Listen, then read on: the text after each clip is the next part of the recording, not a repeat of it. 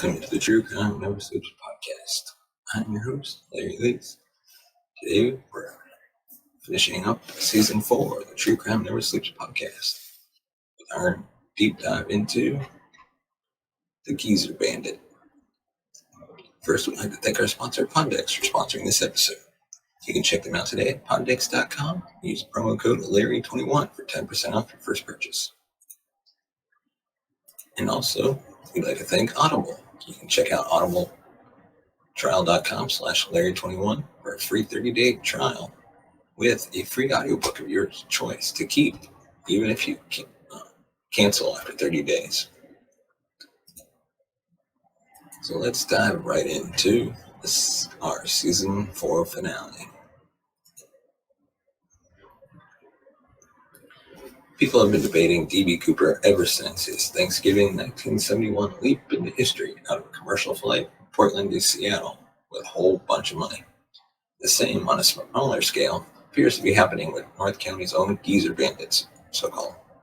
He hit Vista twice, Rancho Santa Fe, La Jolla twice, Poway, and 10 other banks from Santee to San Luis Obispo, starting in August 2000, before suddenly stopping in December 2011. It's been 7 years now. Not a single trace of Geezer Bandit, whom some thought may have been a younger man with elaborate disguise, although the FBI has said he indeed was an older geezer in his 70s. He's achieved a following of sorts with a $20,000 FBI reward for information leading to a capture, continuing to dangle on the cyber breeze. Geezer has a Facebook page with 3,900 followers, which you can find at facebook.com/The Geezer Bandit. Geezer Bandit for President t-shirts among a slew of Geezer Bandit merchandise, including coffee mugs, caps, ties, and a Geezer Bandit tote bag just for $24.70 can be found at zazzle.com/Geezer Bandit. Geezer, or I should say Geezer B, even has a country western theme song, Nothing to Lose. Is the Geezer Bandit alive or dead? Was he an old guy or a younger person in deep disguise? How much money did he get? Where's the money? A lot of questions hang in the air with no answers in sight. Geezer Bandit went out with a bang of sorts at his last gasp, heist number 16, exiting stage right with several uncharacteristic airs.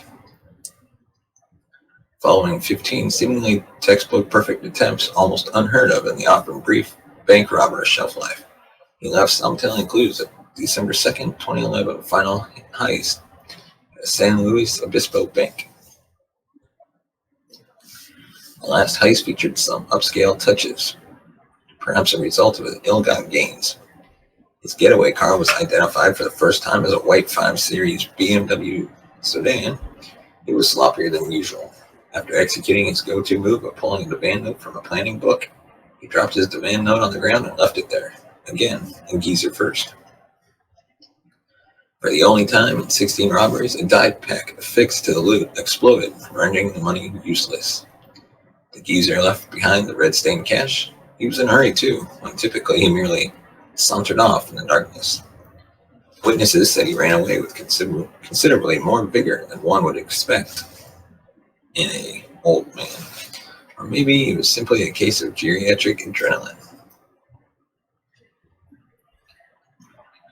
The bandit wasn't a particularly pleasant fellow. Bank robbers don't need to win congeniality contests. During a 2010 Point Loma holdup, he came in, requested money, passed a note, and said, "If you don't, I will murder you and everyone else in the bank," according to a teller. He appeared to be in his 70s as he robbed 5 banks between August and November 2009. The FBI has described him as a white male, approximately 6 feet tall, 190 pounds, average build, typically wore a navy-colored blazer, navy or black-colored baseball cap, dark-colored clothing, tended to wear layers of clothing. He packed a revolver, pistol, and was believed to be dangerous, although he never used a weapon. During one robbery, Geezer B came fully armed with an oxygen cylinder and seemed to employ connecting tubes for breathing.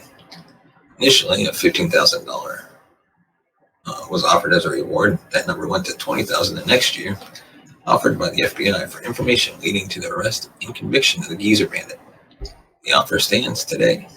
The Geezer was nothing if not prolific through his first year of activity. He hit San Diego National Bank on September 12th, 2009, another U.S. bank branch at San Diego on October 9th, Bank of America at Rancho Santa Fe on November 16th, 2009, and another San Diego National Bank branch at San Diego on January 27th, 2010. He took the rest of the winter off, but was back in action on April 20th, 2010 at California Bank and Trust in Vista. Followed 10 days later at a U.S. bank branch at Vista, May 11th, 2010. Found him back to Sani for a Bank of America branch, then June 7th at a Poway branch of U.S. Bank, and June 25th at a Temecula Bank of America branch. The FBI issued a June 2010 public call for assistance just after the Poway robbery, saying, "The 10th bank robbery in the Geezer Bandit series is believed to occur today with the robbery of the U.S. Bank at 14837 Palmaredo Road in Poway, California, inside of the Albertsons grocery store."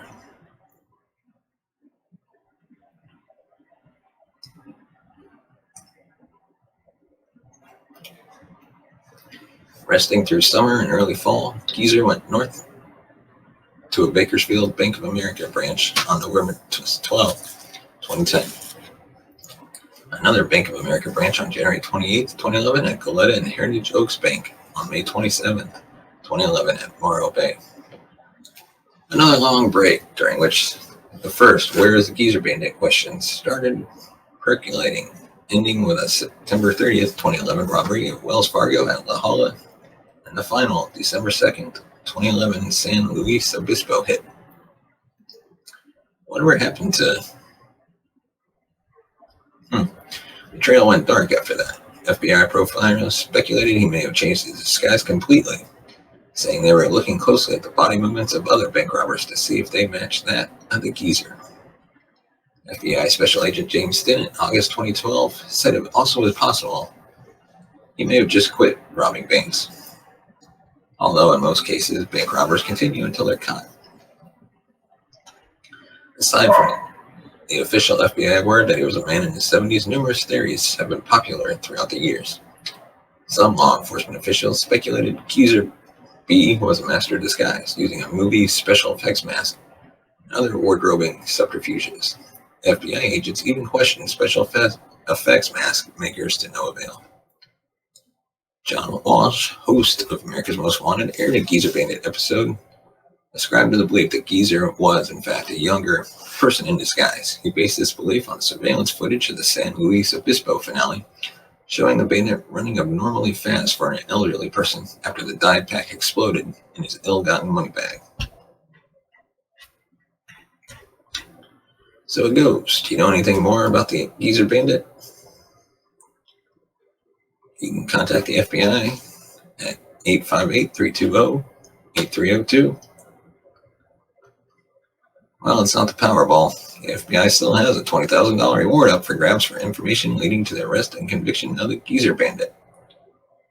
You can contact the FBI at the general number of 858-565-1255. And that is all we have for this episode of the season finale of the True Crime Never Sleeps podcast. Join us in 2 weeks as we dive into some of the most infamous assassinations in American history. But as always, you can always be a part of the show by sending us a voicemail at 682-305-0483. And don't forget to hit that subscribe button. Give us a thumbs up if you like our videos. Make sure you hit the subscribe button and the bell icon to be notified of future videos. And we'll see you next time. Thanks for watching. Take care.